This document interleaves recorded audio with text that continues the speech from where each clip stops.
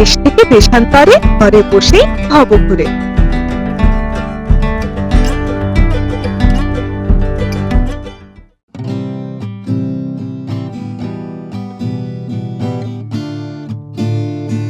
নমস্কার প্রিয় দর্শকগণ, কেমন আছেন সবাই? আজকের তৃতীয় পর্বে সবাইকে স্বাগত জানাই। তিস্তা বাজার থেকে তিস্তা নদী পার হয়ে ডান দিকে কালিম্পংয়ের রাস্তা ধরে এগিয়ে চলেছি।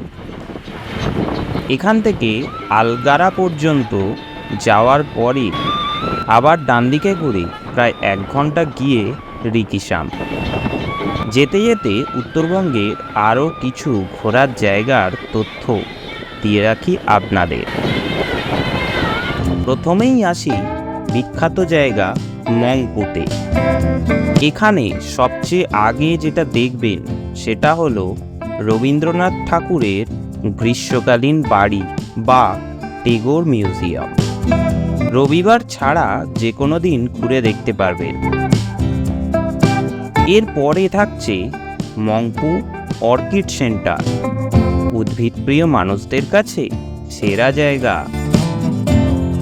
ভূগোল বইয়ে পড়েছেন নিশ্চয়ই সিনকোনা গাছ থেকে কুইনাইন তৈরির কথা।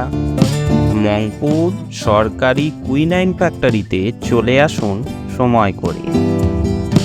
এছাড়া বৌদ্ধ মন্দিরের দেখা তো পাবেনই।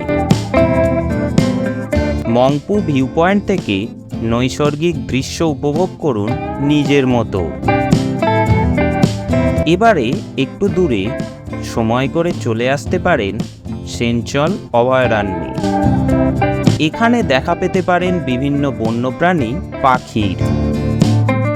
2 পাহাড়ের মাঝে চিরসবুজ দিয়ে ঘেরা সেঞ্চল হ্রদের শান্ত আর মনোরম পরিবেশ আপনাকে ছাড়তে চাইবে না। মহলদিরামের চা বাগান দেখার পর মনে হবে স্বর্গরাজ্য।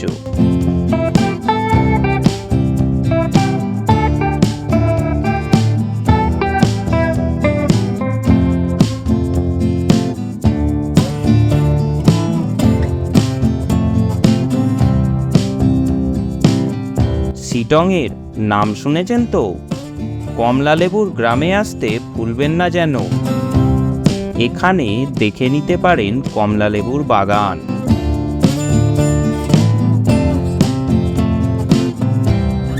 শিবখোলায় নদীর পাশে বসে ছবি তুলে নিন কয়েকটা, আর দেখে আসুন শিবখোলা মন্দির। কালীঝোড়ায় কমলা জলপ্রপাতের জলে স্নান করে আসুন আর মনোমুগ্ধকর কিছু ফটো তুলে ফেলুন।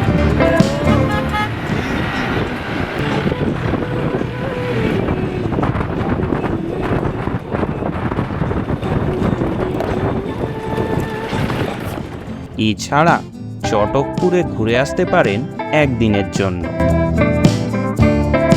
উত্তরবঙ্গের একটা অচেনা গ্রাম অহলদারা।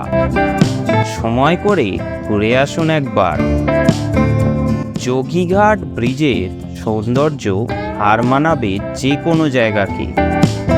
আর সবশেষে নামথিং পোখরি।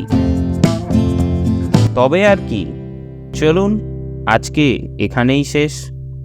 টাটা।